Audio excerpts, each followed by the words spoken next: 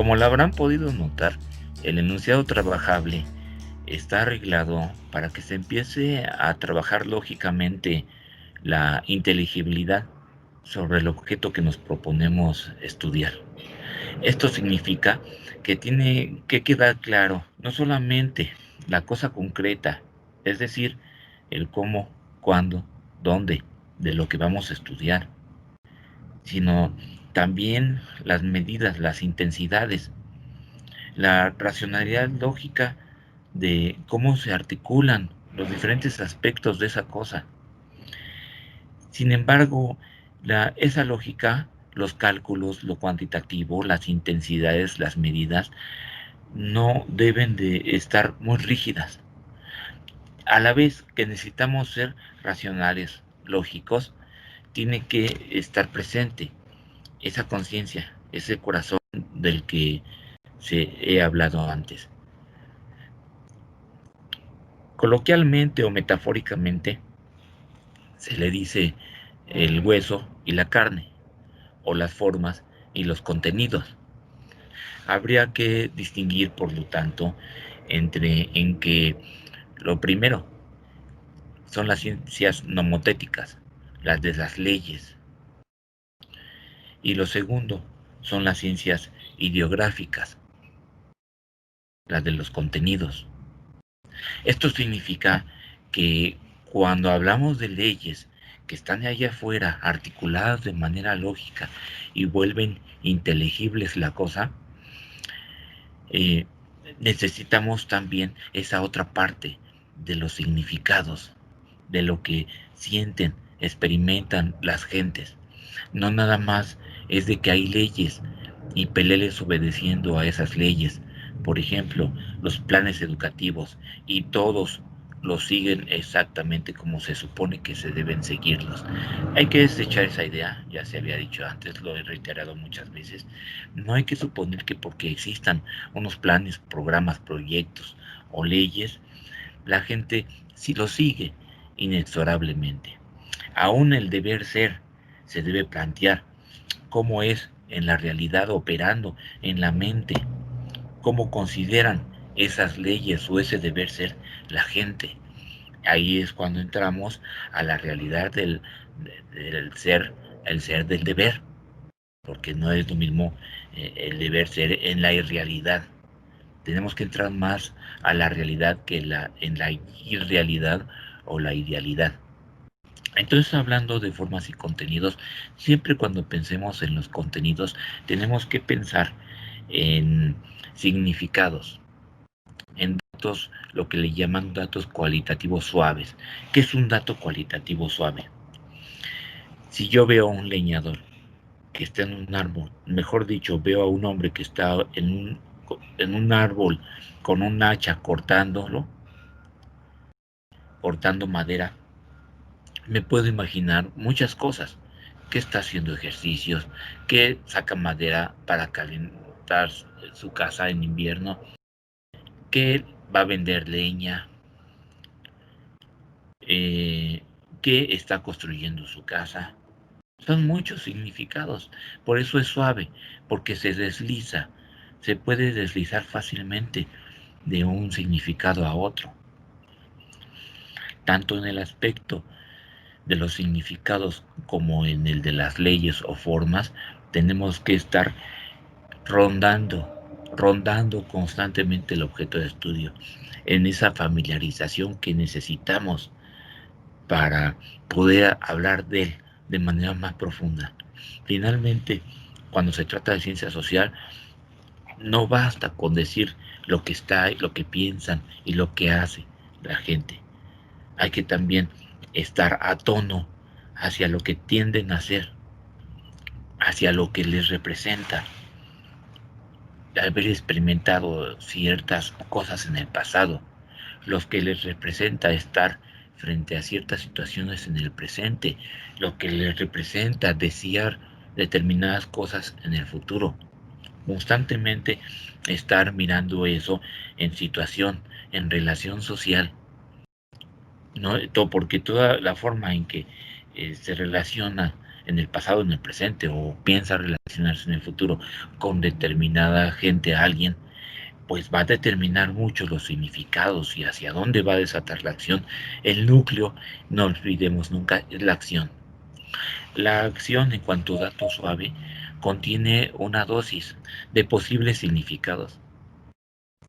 Cuando estudiamos una acción en educación, especialmente con los bebés, eh, interesa, en los bebés no se puede decir que estudiemos acciones propiamente dichas. Ellos todavía no son capaces de desarrollar acciones, obviamente, tienen comportamientos, pero una acción se define por una serie de movimientos de significado social o coordinación física, las dos cosas que pretenden lograr determinada cosa, pero ya tiene una dosis de planeación, de reflexión, de intención. Una acción tiene ya esas dosis.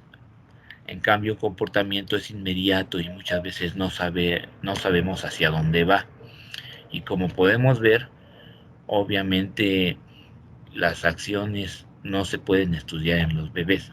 Se pueden estudiar de manera incipiente y en cuanto que las están aprendiendo a desarrollar, pero no es equivocado pensar que un bebé puede desarrollar acciones en el sentido de que están bien estructuradas en lo social, que tienen una intención, una expectativa, así de forma completa, con una realidad establecida como la establecemos los adultos.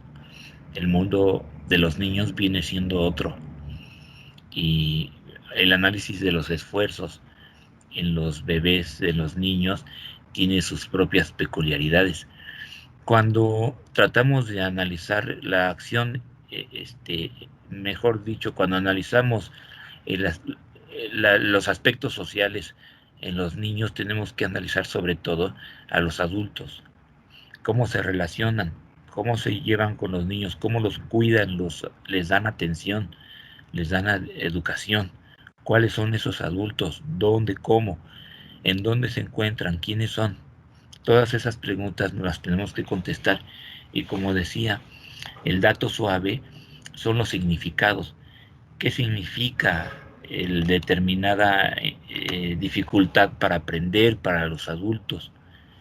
Para cada uno de ellos, ¿quiénes están involucrados? Hay que preguntarles, usted, ¿qué piensa de que tiene esta dificultad para aprender? ¿O qué piensa que lo hemos visto con o estos problemas a la mamá? Y no nada más a la mamá, aunque sea la única involucrada, por ejemplo, en su proceso de aprendizaje o en su atención, también con todos los que vive, con todos los que convive también en la escuela. ¿Qué es lo que significa? Hablando de los niños pequeños, que ya se trata de guardería, es, es muy importante la forma de empatía, las formas de empatía y las acciones que ha desarrollado las educadoras con esos niños pequeños. Estudiar a los niños pequeños no se estudia igual que las acciones en los niños grandes. Tenemos que reconstruir contexto, es importantísimo, porque si nosotros obtenemos lo que significaría, nada más hay que imaginarse lo que significaría vivir como niño pequeño con determinados adultos en la familia, en la guardería. Tenemos que reconstruir esos significados de lo que significaría. Y en el fondo algunas veces, muchas veces es muy fácil. Por ejemplo, uno puede fácilmente imaginarse, como lo escribo en mi libro Los niños vulnerables, puede uno fácilmente imaginarse cómo eh, cuando el niño está al cuidado de una niña de 5 años, el grado de falta de estructuración que puede tener ese niño. Una tesis muy básica para analizar la infancia es de que necesitan estructurarse en hábitos, en rutinas, en tener una seguridad ontológica, una seguridad del ser de las cosas, no solamente el ser propio, una seguridad de cómo funcionan las cosas de la vida diaria. Entonces esas rutinas son las que irán ofreciéndole más estructuración. Es lo primero que necesita, esa seguridad, los niños pequeños. Ya estamos, y ya no tanto a hablar de teoría, a hablar de supuestos muy elementales que necesitamos. Si les llamamos teorías, no importa, no sé yo qué sean, son algunos supuestos muy, muy necesarios al principio que necesitamos para los bebés. Un bebé crece por sí solo. Nosotros no lo hacemos crecer, solo crecen. Nosotros los acompañamos, como habíamos dicho, los apoyamos, ahí estamos, los adultos. Cuando, un ejemplo muy fácil decía, es cuando yo me encuentro ese bebé de 6 meses y lo cuida una niña de 5 años y encima de eso se queda en el tianguis, aparte de que la niña lo cuida 5 o 6 horas, su mamá, su abuelita, lleva a esa bebé de 6 meses al tianguis y la tiene en una sillita abajo del puesto de frutas durante todas esas 5 o 6 horas. Y le digo y le pregunto, y no se distrae la niña, no, se está quietecita ahí con su mamila. Y si llora, pues veo que tiene, pero por lo regular es bien quietecita. Imagínense, 5 o 6 horas con la niña de 5 años, otras 5 o 6 horas en el puesto de tianguis escondida, abajo, con su mamila. Por favor, ¿qué vida es esa? Nos podemos imaginar fácilmente, entonces, pues que si ya tiene rutinas la niña y si está calladita, calladita, pues no interactúa, obviamente. ¿Hay un problema? Se están presentando problemas sin duda. Y sin duda cuando se está peleando la otra suegra por tenerla de que no la están educando bien y la suegra la quiere tener y allá están 15 personas viviendo hacinadas. Entonces, entre esa vida y la otra familia, con, no sé, 15 personas hacinadas viviendo, pues uno también se puede imaginar todas esas cosas, cómo es la rutina de esas niñas. Uno se puede imaginar que no tiene esas rutinas bien establecidas, sobre todo cuando está 5 o 6 horas con una niña de 5 años. Esa niña no puede tener rutinas bien establecidas, mucho menos pensar que las necesidades fundamentales de un bebé es cambiar el pañal, que cambie de escenario, comer, cambiar de escenarios, cambiar el pañal, comer, bañarse. Son las necesidades. Los niños deben saber que cada una de esas cosas, una sigue a la otra, de preferencia en ciclos, con temporalidades regulares.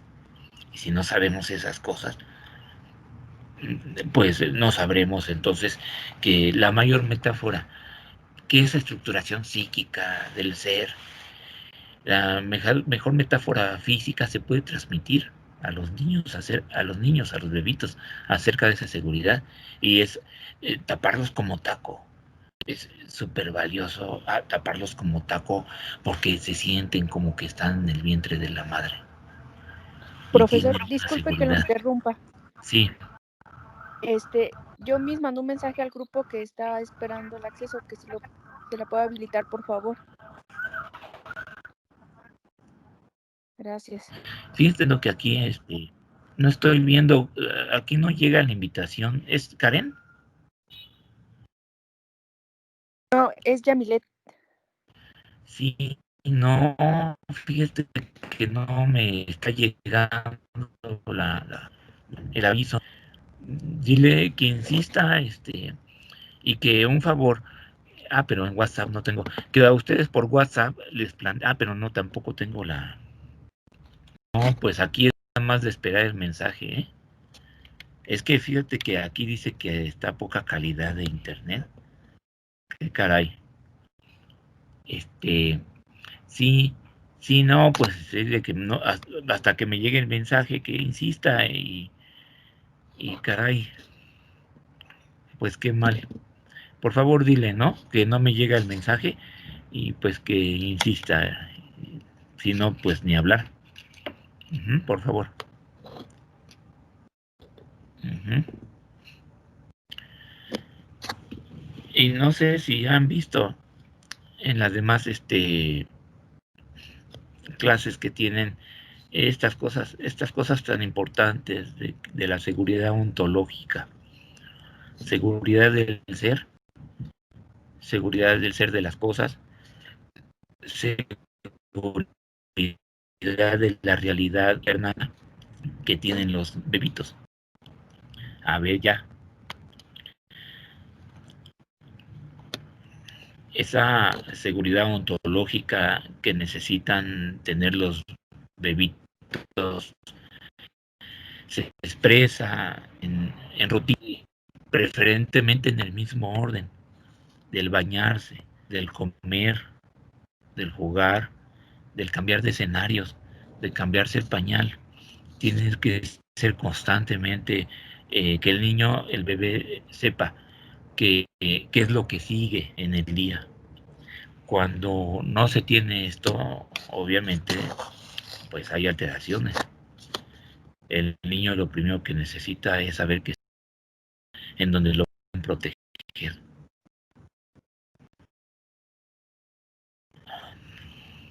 Bueno, no abundo, sería tema de una clase después decir las repercusiones de esta ausencia. Si esa seguridad es muy exagerada, eh, pues la mamá es la que se come al bebé. El bebé siente que se lo traga a la mamá. O sea, hay tanta protección y tanta seguridad que el bebé quizás sabrá qué es lo que sigue y todo, pero ya no existe una independencia,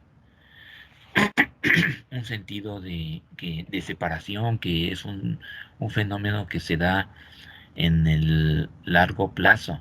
Es decir, para que un niño se descentre desde que nace hasta que se convierte en adolescente, eso se llama descentramiento. Es un proceso largo.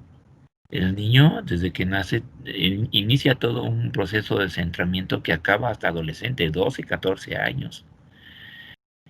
Tiene que saber que es una persona crecientemente independiente en varios terrenos, poco a poco, lentamente. 12 años tarda el ser humano en ese proceso. Y los primeros mensajes de que es ser independiente deben estar cuando él puede influir a voluntad más o menos en lo que hace, en las respuestas de la mamá. Desde pequeñito se da cuenta que la mamá puede reaccionar a sus acciones, a la forma de tocarlo, a la forma de hablarle, de reírle. Desde bebés ya saben que pueden influir en ese curso de interacciones. Poco a poco, conforme crecen, por ejemplo, ya al año de edad, por ejemplo, meses, 8, más, incluso antes, desde más pequeños, saben que si el bebé va a sonreír es para provocar una sonrisa en la mamá. Tienen una idea de que ya de la actuación, de que si yo me comporto de esta forma, va a reaccionar de esta otra, mi querido adulto. Ya existe una idea de actuación, de proyecto antes del año. Eh, el ser social para que se forme completamente son hasta los 6 años. Y miren, a mí me gusta más llamarle a todo esto supuestos, más que teoría, para ser sencillos. Porque si les empezamos a llamar teorías, supuestos teóricos, los hacemos, les damos falsamente un aire sofisticado, porque no son cosas demasiado sofisticadas, son cosas de una sabiduría popular, de una sabiduría de las madres, también, ¿por qué no?, de algunos padres que se pasan tiempo, se dan esa molestia de estar observando y acompañar también. Son supuestos, son lineamientos generales de atención, cuidado y educación. Y están arraigados esos supuestos, claro, en la ciencia. Pero lo que necesitamos es saber tenerlos presentes de la forma más humana y sencilla posible, lo que incluye sacarlos de la academia para ponerlos donde merecen estar, que es en el saber popular de las familias, del pueblo, de la gente. En ese saber popular necesitamos instalar esas cosas necesarias para los bebés, las rutinas, el saber qué sigue, el que es bien bonito e importantísimo envolverlos como tacos de pequeños. Esa práctica, el abrazarlos, la práctica del abrazo para los bebitos, para los niños, debería ser una rutina, el juego de abrazos, la hora del abrazo. Y otra también, y fíjense qué interesante, si bien son descubrimientos, más que nada, elaboraciones ya científicas en forma de teoría, pero pues esos saberes existen ya en los africanos, en los asiáticos, en los latinoamericanos, los sajones, en todo el mundo ya existe esa sabiduría. Nada más es el dar el matema, las acciones en su pureza lógica. Otra muy importante es el juego del aparecer y desaparecer. El aquí estoy y después desaparecer y otra vez aquí estoy. Ese juego, Freud lo hacía en forma del estambre, que aquí está y lo desaparecía, lo jalaba el estambre. Los niños ríen mucho, los bebitos, cuando se juega ese juego de aparecer y desaparecer de la madre. Imagínense, imagínense lo siguiente, se les va eh, ellos van introyectando la imagen de la mamá en el ejercicio del aparecer y desaparecer. Qué importante es ese también. Tenemos ya el de volverlos taquito, abrazarlos. El otro es el de jugar a aparecer y desaparecer. El del monstruo para mí me hace, para mí es una cosa muy importante. También los monstruos, ahorita hablamos. Cuando los niños juegan con el aparecer y desaparecer, sobre todo con la presencia de la madre, es poco a poco saber que esa madre va a regresar. O sea, tantas veces ha aparecido y desaparecido al cabo de 5 meses para los niños normales, ¿no? Porque si la mamá desaparece mucho, pues de plano, el niño crece mal, hasta, no me lo van a creer, pero si no existen esos abrazos y ese aparecer de la madre, llegan al punto de morirse. Así, en la Segunda Guerra Mundial, 70, 90 bebés, nadie los atendía, estaban así, empezaban a morirse, varios, 15, 20, 30, creo que la mitad de esos 90 o más, y no se explicaban. Una enfermerita tomó la iniciativa y pasó cuna a cuna a abrazarlos, a mecerlos un ratito. Ella solita, 70, 90 niños, solita pasaba a hacer eso. Se dejaron de morir los niños, se dejaron de morir. Ya había alguien ahí que se hacía presente. Somos seres sociales hasta la médula, no hay que olvidarlo. Uh-huh. Y la importancia de hacerse presente, a abrazarlos, es del que aquí estoy y ríen. ¿Por qué ríen? No cuando se desaparece, sino cuando aparece. Es eso agradable que dice que bueno, aquí puedo confiar. A ver, voy a esperar. Sí, apareció. Y se ríen de ese gusto que pueden confiar en que no va a desaparecer para siempre y morirse el niño. Lo digo existencialmente, más que metafóricamente.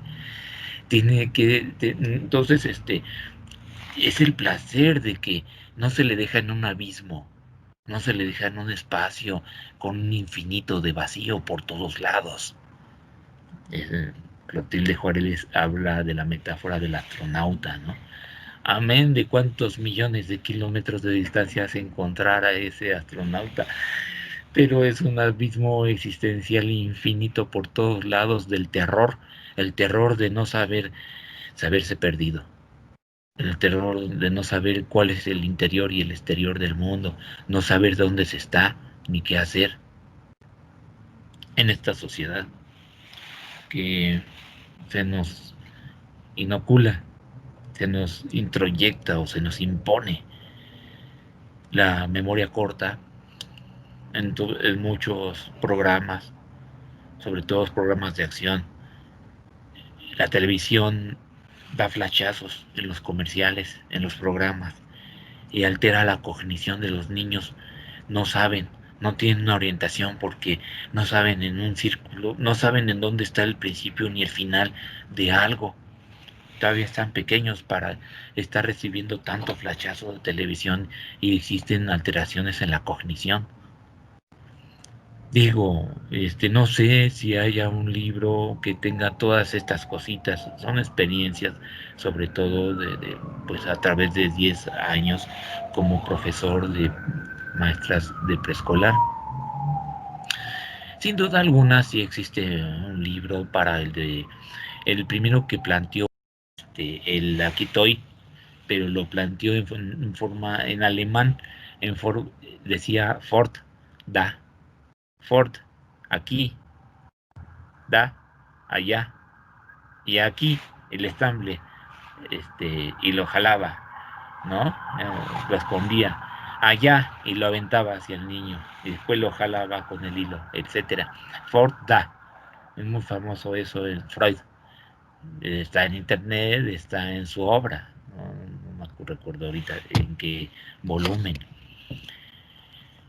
Eh, Eso es el de aparecer y desaparecer, la importancia de la imagen, ¿verdad? Porque ya cuando la mamá tenga que preparar la mamila, pues ya el niño, la niña se va a calmar, porque empiezan a entender que la mamá necesita tener vida propia, estar un poco ausente.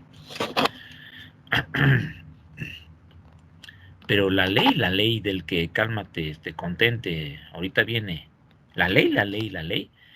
La primera es la Forda, pero la segunda ley es el padre. El padre es el que dice, detente, me la llevo, eh, y ahorita regresa, ¿no? O sea, muchas cosas. Y no iba a profundizar en esto.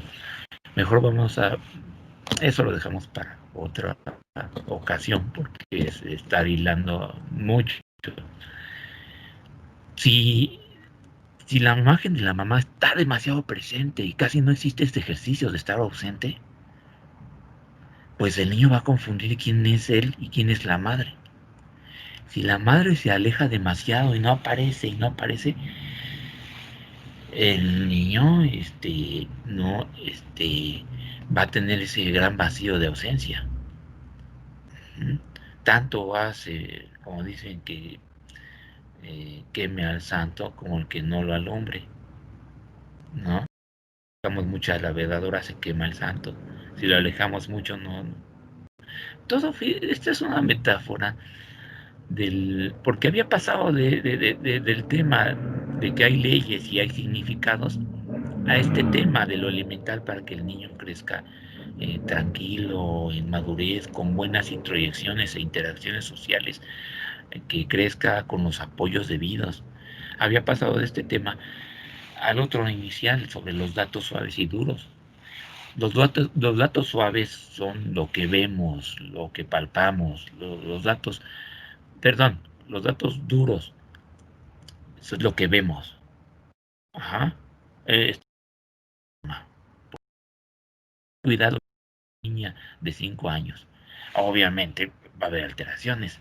El dato duro es ese. La mamá está muy ausente. Poco, ¿no?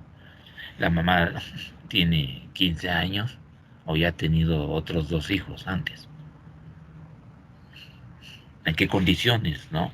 La mamá, la abuelita está atendiendo a la niña y la abuelita está enferma, etcétera, etcétera. O sea, los datos suaves, duros se pueden obtener fácilmente porque les podemos preguntar, nos lo dicen, o lo podemos ver.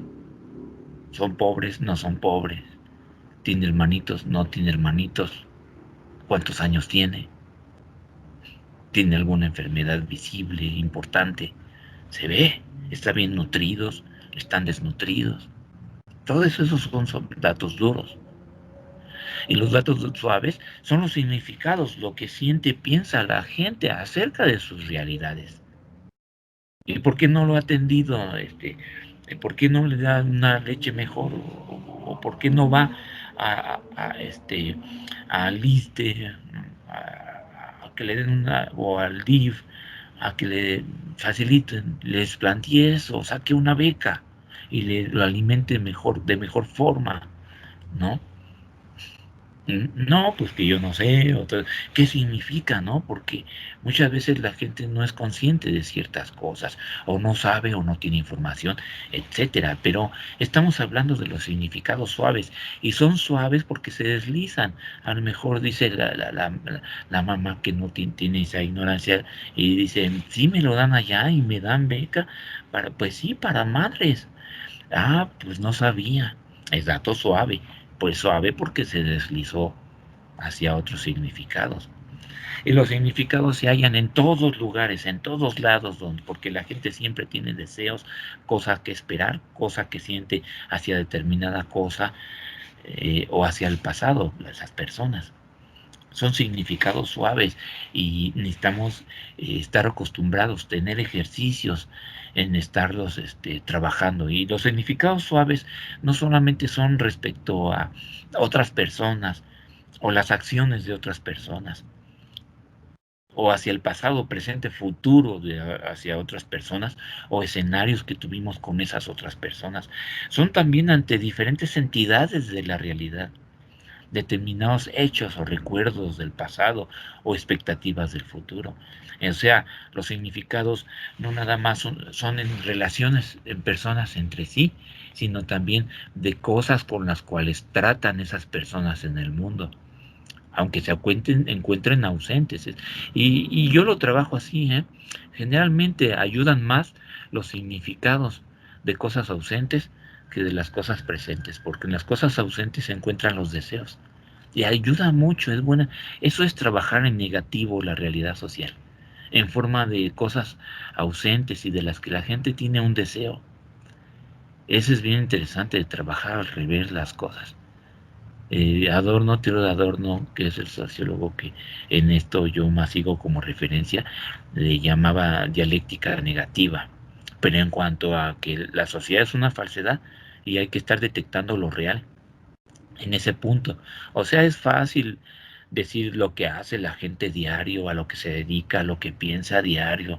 Y claro, si le vamos a preguntar a una persona normal y que si cuida a su hijo y lo quiere, nos va a decir que sí, y que si lo atiende, sí, nos va a decir que lo baña, que todos los días les da de comer, y lo atiende, etcétera, etcétera. Y entonces vamos a decir, no, pues está bien aquí toda la realidad, sí, entonces nos cruzamos de brazos y sí, no hay nada que hacer con estas personas, está todo normal.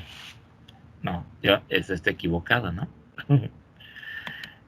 Tampoco es de conseguir todos los niños sean necesariamente con carencias o deseos, o sea, con pobreza, por ejemplo, económica, o con deficiencias serias. Por eso es que tenemos que detectar diferencias, siempre son muy importantes las diferencias. No es de que todas las personas sean exactamente normales y no haya que investigar, que ya esta sea realidad fija para siempre y no hace falta cuestionarnos de que cambia o hay cosas diferentes. Porque es eso la trampa, pensar que todo se trata de reproducir las mismas cosas o adecuar nuestro pensamiento a cómo son las cosas y ya, si no, nosotros nos queda nada más que hacer porque así son las cosas y ya, mañana, hoy y siempre. No, las cosas cambian constantemente, la gente es diferente, los deseos, las intensidades.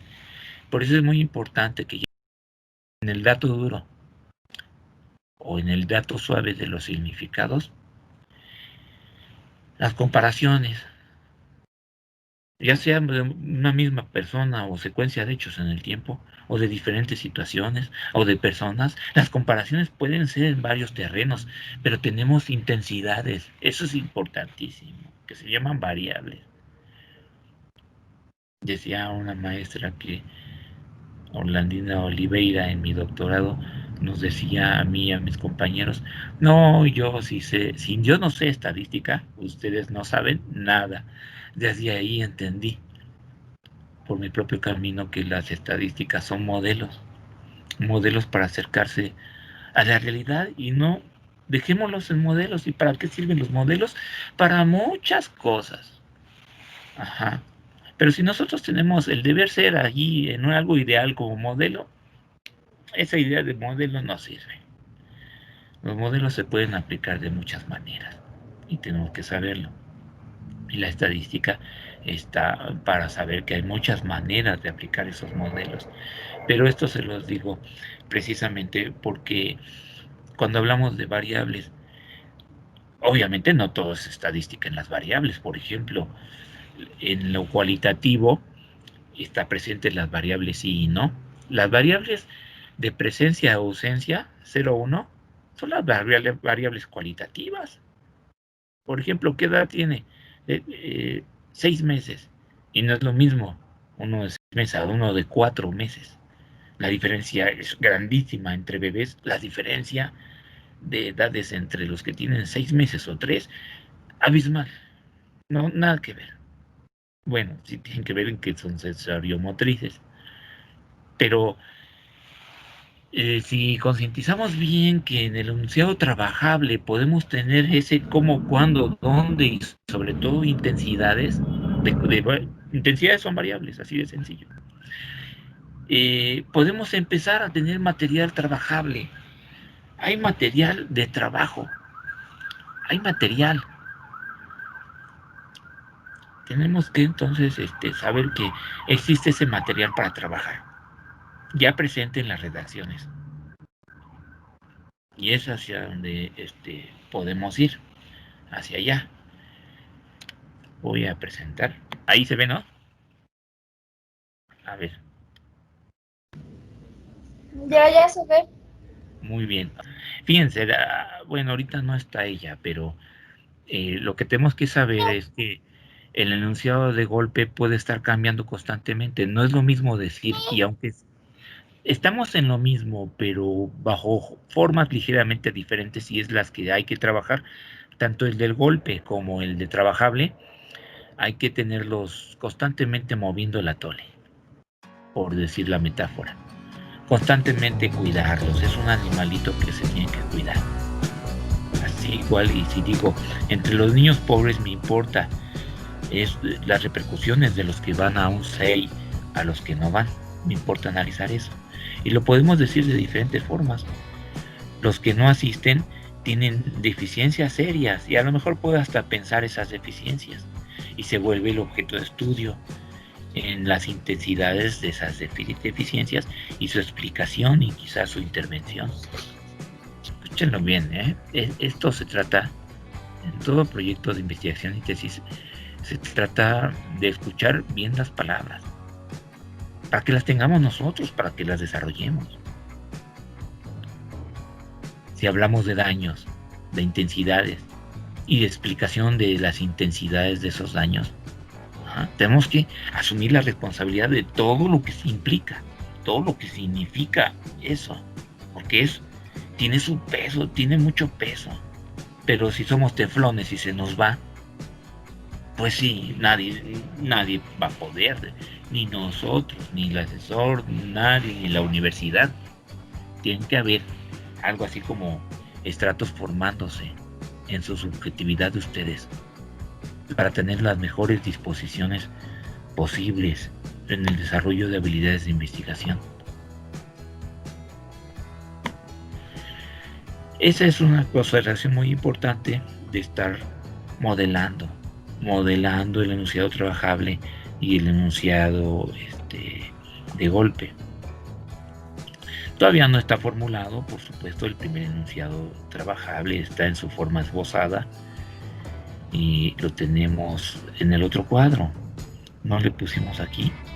Sí, aquí lo pusimos.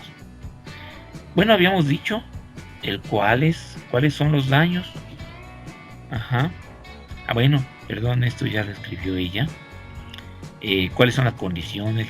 ¿Qué onda con la injusticia? ¿Quiénes son responsables? Pero sobre todo, ¿dónde están esos niños? ¿Cuántos son? ¿Quiénes, cómo, cuándo, dónde? Ajá.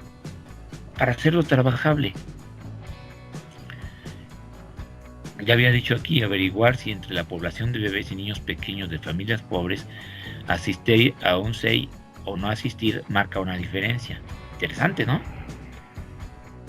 Y entonces le habíamos quedado la vez pasada que hay que mencionar ese cuándo, dónde, cómo, como tarea. Todavía está, nada más se hicieron estas preguntas.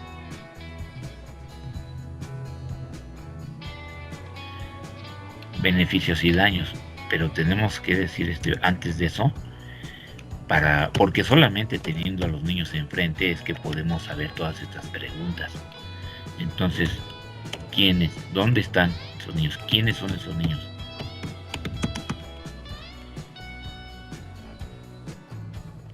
Vamos a dejar que pase. A ver. Ahora sí se ve.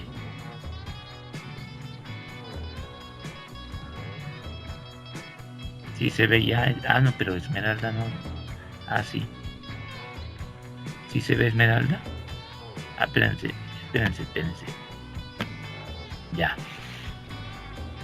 A ver, ya están. ¿Sí se ve ahí la pantalla? Sí, profe, muchas gracias. Sí. Pues todavía está pendiente aquí. ¿Quiénes son esos niños? ¿Dónde están?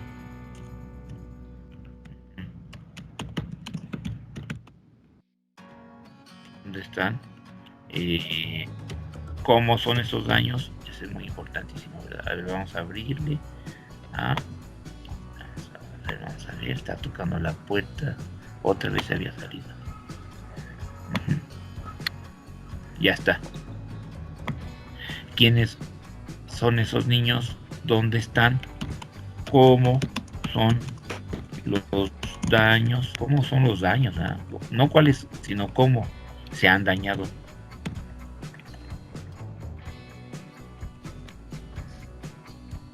¿Cómo están siendo sus daños?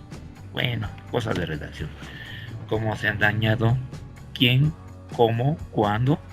¿Cuándo, verdad? ¿Cuándo se han dañado? Y cuando hablamos de cuándo, no es de la semana pasada, son las condiciones, los procesos. Bueno, se pueden confundir el cuándo y el cómo. Nos vamos a hacer bolas en eso. ¿Quién, cómo, cuándo, dónde? Y en torno a esto hay datos duros y suaves, como les comento. Seguiremos con eso. Las próximas sesiones será de ver. Aquí lo anotamos. Ver datos suaves. Tratar de que el enunciado se encuentre de tal forma redactado que hayan en datos suaves y duros. Datos suaves.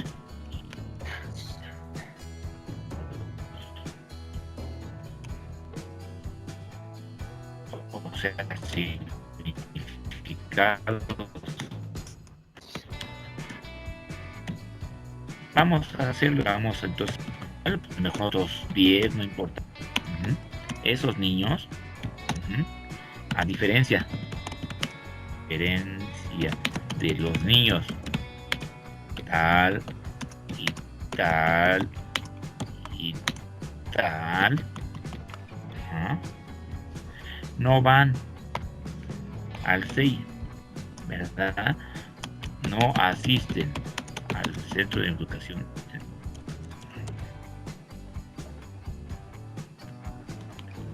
infantil, no asisten al SEI. Por tal y tal tal, y tienen, pero de lo más confuso, de ahí empieza toda la cuestión. No supongamos que los niños que no asisten al SEI tienen daños, tienen daños que los que sí asisten sí tienen. O sea, pueden tener daños los dos y entonces necesitamos ahí ser más finos. Pero necesitamos empezar por cuáles daños tienen esos, ¿no?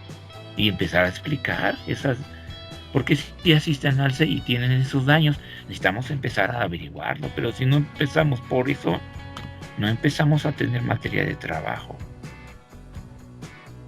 Es una buena puerta de entrada para un enunciado trabajable, el hacer una lista de qué daños tienen. Y en esto de los daños es bien importante decirles que existen de muchos tipos. Yo estaba pensando, finalmente, me había acordado de un caso de un niño.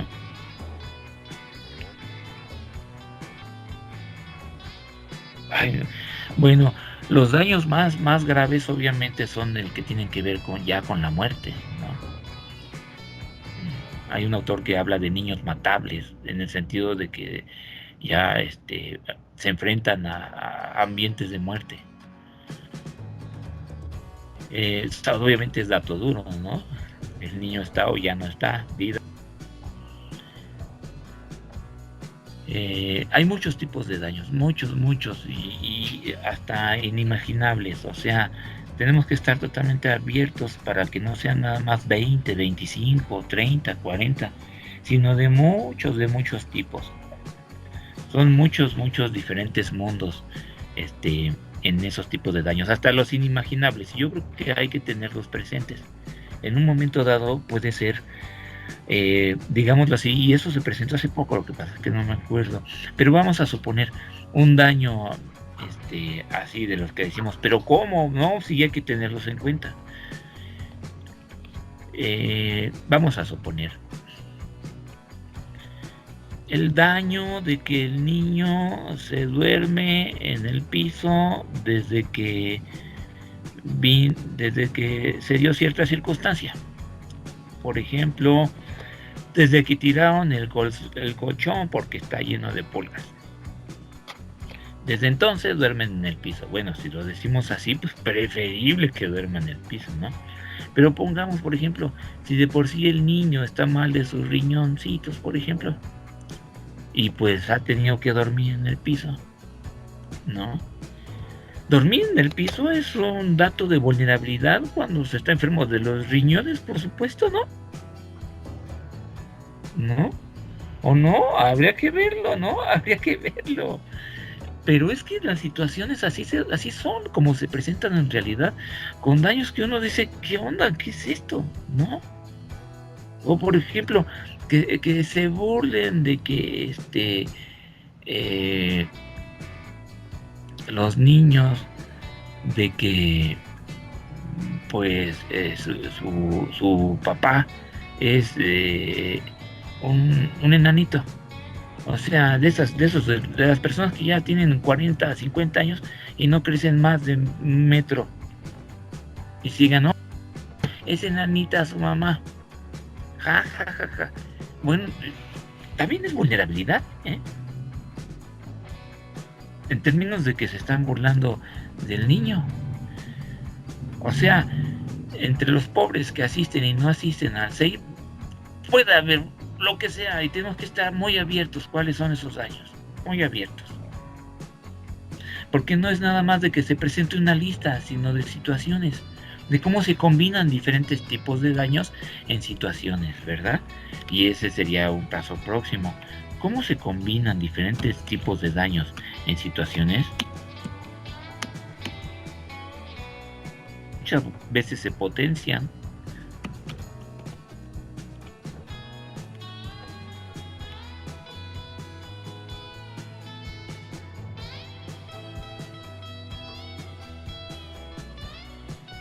Bueno, tenemos ahí un poco el enunciado trabajable. Vamos a dejarlo así. No sé, acá hay una importante cosa que es imaginación.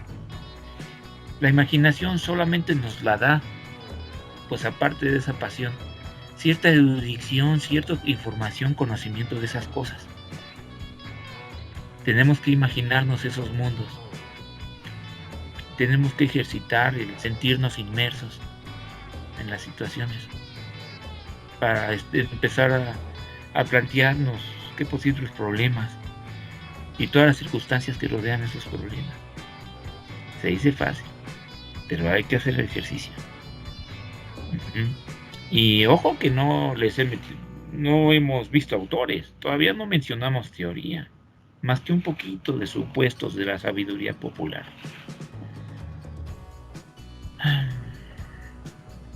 Entonces, yo creo que sí se puede empezar por tratar nuestros objetos de estudio de forma elegante, sencilla, valiente y sobre todo trabajadora. Y andar, y hacer ese ejercicio del andar, sin poner pretextos, ¿verdad? El único pretexto cuando nos cuidamos de la pandemia en casa es pues la salud, ¿verdad? Porque de lo demás, pues ahí lo tenemos, bueno, y la economía, ¿verdad? También hay circunstancias familiares del duelo, tenemos que estar lidiando con ese duelo, pero tómenlo por el lado bueno. Si esto se trata también de amor, es algo que en serio, el amor a los niños nos puede ayudar en el duelo también. Bueno, vamos a ver otro, vamos a dejarlo así. Lo voy a poner aquí, Esmeralda, no sé si haya observaciones que tuvieras. Sería para, o no sé si tengas que tú me formules tarea siguiente.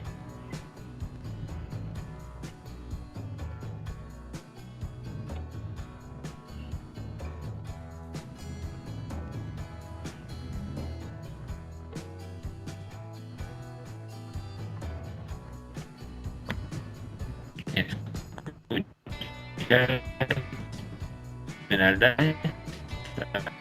ahí está Esmeralda.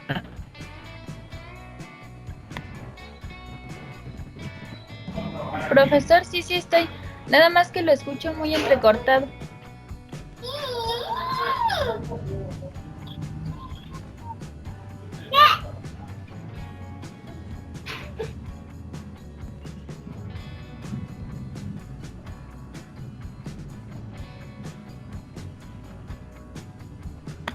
A ver, si no puedes, escribe en el chat de la reunión.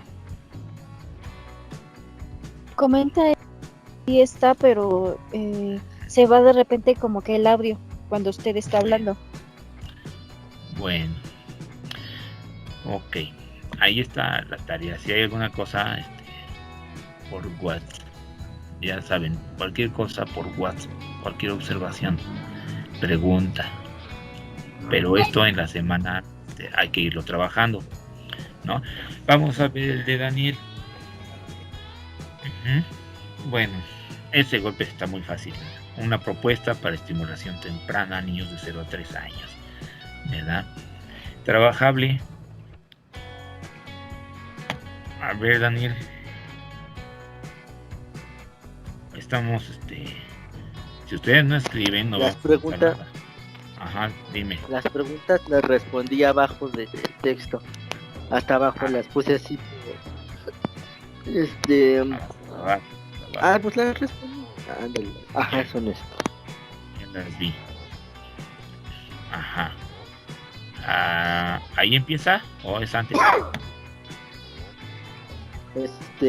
No es en donde empieza la primera pregunta. Es más abajo. Más ahí. abajo. Ajá. ¿Qué técnicas sirven? Ajá.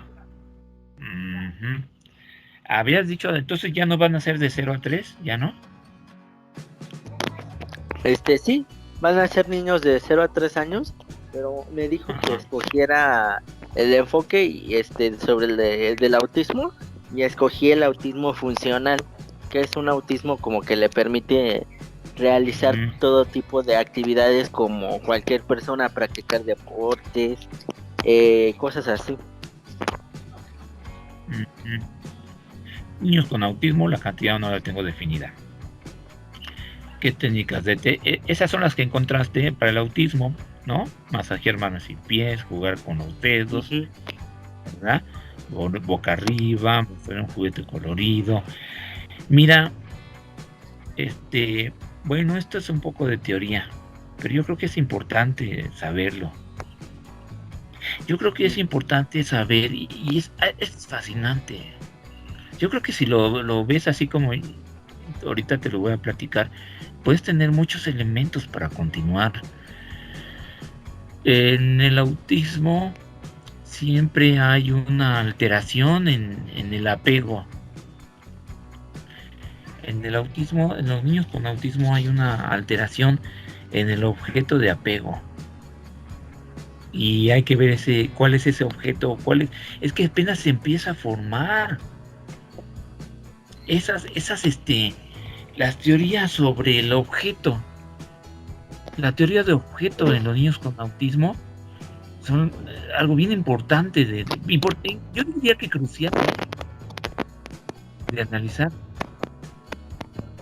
No sé lo que te hayan dicho los demás profesores, pero en los niños autistas, según el grado de intensidad, se aferran a un objeto. Yo he visto a niños que se aferran a los lápices, o sea, niños de 8, 9 años, y es estar jugando con los lápices y sus dedos, entre sus dedos. Autistas. He visto niños, para una niña era la propia mamá su objeto, siempre abrazada a la mamá. ¿Ya vieron la película Loco por Mary? Ya está grande, un autista, el hermano de Mary es autista, un gordito. ¿Y qué objeto es el objeto de apego de esa persona ya adulta? Una pelota. Es una pelota. Y hay otros que a lo mejor no es un objeto propiamente, sino una acción. Alguna acción siempre están igual haciendo lo mismo siempre. Ajá. Todas esas experiencias, más o menos hay que saberlas. Creo que sí hace falta, y entre más claro mejor, investigar qué es el objeto, el objeto en las teorías sobre autismo. Y creo que se puede poner en forma de supuestos sencillos. ¿En forma de qué más? Teorías de objeto. El objeto en los niños con autismo. Pero me dijo que se puede poner en forma de qué. En forma sencilla, es decir, puede haber libros que digan en forma sencilla estas cosas. A lo mejor no le llaman apego, objeto, a lo mejor no tienen esas palabras, o mejor lo tienen en otras palabras, pero finalmente son personas a las que se aferran a una cosa. Okay. Ajá. Esa es la alteración del cerebro o afectiva. A lo mejor no nos vamos a los libros complicados, a lo mejor nos vamos a los libros sencillos, y yo creo que sí se puede encontrar en internet en un PDF, autismo PDF, pero habría que explorar que sean o artículos. Y es un trabajito que hay que hacer, el estar encontrando de forma sencilla. Vamos a llamarle nosotros aquí, entre nos, aferramiento. ¿A qué se aferran? ¿Y cómo? Y entonces vamos a plantear esa palabra. Que esos niños todavía no los tenemos. Importantísimo tenerlos, ¿no? Pero en términos de supuestos sobre el autismo, hay que decir, a qué se aferran. Entonces, aquí de tarea. Y como ejercicio, porque todavía no tenemos esos niños, ¿a qué se aferran?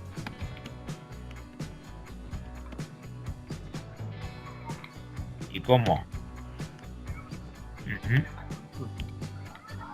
Niños, por supuesto, si no tenemos ese niño, no podemos decir ese objeto de aferramiento. Lo que vamos a hacer aquí es un ejercicio.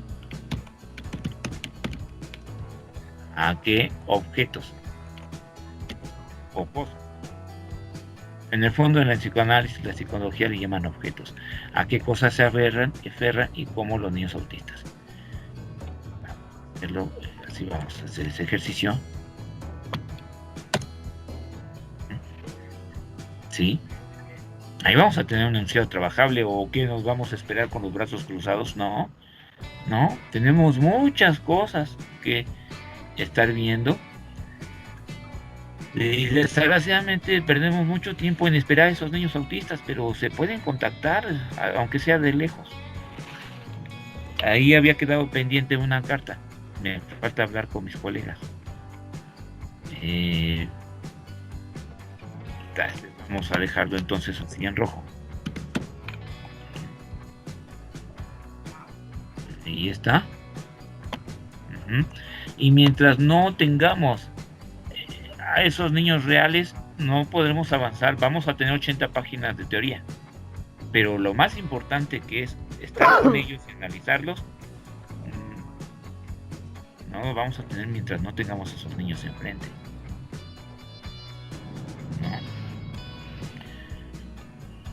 Por eso es de que yo digo que es absurdo esperarse, como en el pretexto de la pandemia, esos contactos, y se pueden contactar por teléfono. Se les pueden preguntar cosas por teléfono. Se puede hablar con la mamá. Puede ser indirecto. Puede incluso las mamás, los ejercicios que tengamos, las hipótesis que tengamos, los supuestos de intervención que tengamos, podemos decírselas a la mamá. ¿Sí? Ahora, lo difícil es exactamente ese niños a 0 a 3 años, no, pues tratemos de que no nos agarre el toro, ¿no? Que no nos agarre. Si somos así, tenemos que estar dispuestos a que hasta octubre del año que viene apenas vamos a empezar a hacer ejercicios que todas las demás compañeras ya los pueden tener. O sea, es urgente esos contactos. Porque aquí nos que estamos llevando desde corbata la tesis durante un año. Si no contactamos, o más, si no nos contactamos, nos llevamos de corbata a todo ese tiempo. Hay que considerarlo seriamente, ¿no? Porque se puede, si decimos, tenemos que contactarlos, pues, y ver esos convenientes o inconvenientes. Porque la vamos a hacer teórica. Mira, Daniel. Ajá. Una solución es videos y entrevistas a padres, y a lo mejor no necesariamente una propuesta de nosotros, pero sí algo relacionado con eso. Yo creo que nada supera como las personas concretas a las que les preguntamos las cosas. Nada supera eso. Ajá. Seguir buscando, ¿no? Vamos a ver. ¿Y has buscado, Daniel? De eso, maestro, de los ejercicios de autismo, ¿o cómo? No, a esos niños autistas, ¿los has buscado? La verdad, no, maestro. Necesitas saber dónde encontrarlos. Pues, por ejemplo, en donde yo vivo hay varios centros comunitarios donde atienden a niños así, pero no sé si están abiertos. No, ya necesitas, como les había dicho, una de ustedes está estudiando la formación pasada de los maestros, y le sugería hacer una carta dirigida a Claudia Lanís. Tú también necesitas hacer una carta de Ok. que necesitas esos contactos, o sea, haz una carta en que diga, profesora, doctora Claudia Alanis, por medio del presente, solicito su apoyo institucional para contactar niños autistas de 0 a 6 meses que necesito para desarrollar mi tesis. En caso contrario, desarrollaría la tesis sobre sobre mi objeto de estudio, cambiaría de forma más indirecta. Así, y es que sí, te tienes que comprometer a que si no los encuentras, lo cambias. Ok. Ujú. Ujú. Sí, y después doctora Claudia Anis y abajo, con atención a, y ahí venimos los demás. ¿No? Ok. Karina, yo y el otro maestro, Miguel Llanos. Y Olivia, abajo 2 nombres, con atención a, así se pueden hacer las cartas, dirigida a y con atención a, y después la redacción la ingresas, ¿no? Sí. Ujú. Bueno, Sí, maestro. acá. Y vamos a dejar entonces la carta de tarea. ¿Cómo es posible que no? Ok. Sí, muy bien. Pero habíamos tenido ya esta sesión. Sigue Belén. Bueno, esto ya lo habíamos visto ayer lo vimos, creo que no. No lo vimos, ayer no lo vimos, ¿verdad, Belén?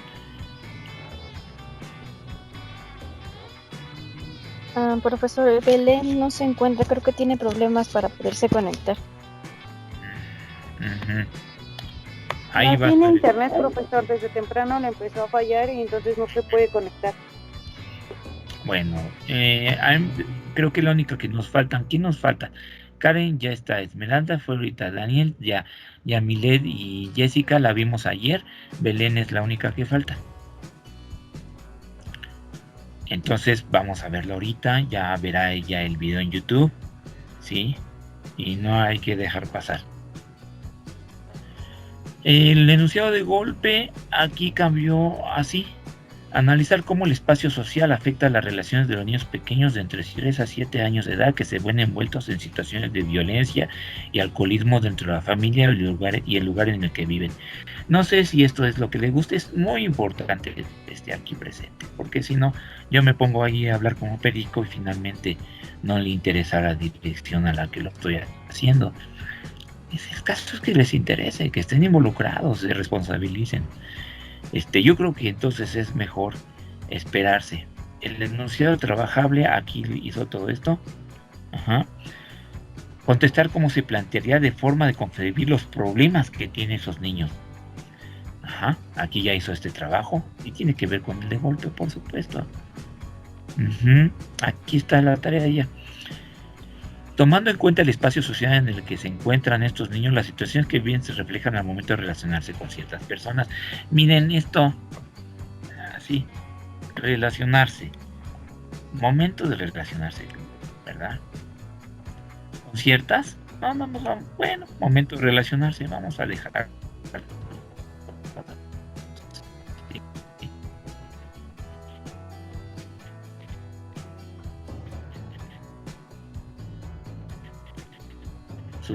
Se presentó la tecnología aquí. A ver, vamos a cerrar y abrir.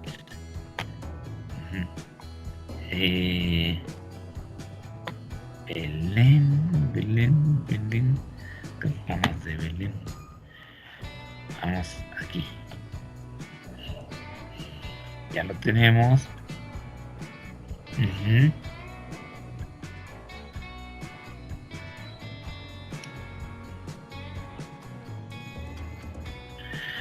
Bueno, aquí actualizó. Ya es otra cosa. Aquí lo cerré y ya creo que lo tuvo otra vez. Bueno.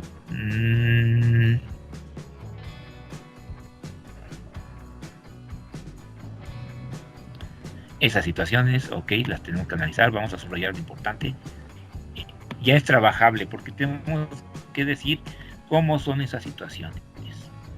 Quién, cómo, con dónde y cuándo, ¿verdad? los niños que tienen padres agresivos y que posteriormente tienen problemas con sus vecinos. Ya empezó a caracterizar la situación hacia abajo, eso está muy bien.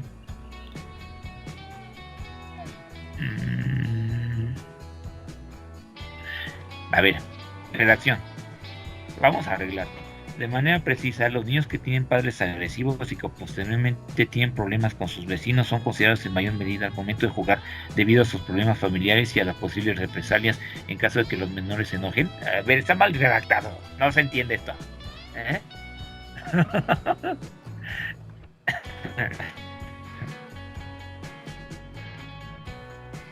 No sé. ¿Quiénes están enojados?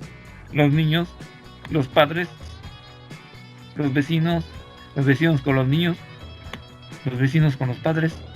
¿Por qué? Si vamos a plantear la situación tipo, pues hay que decirlo claro. Y entonces aquí yo no sé si está refiriéndose a una situación tipo.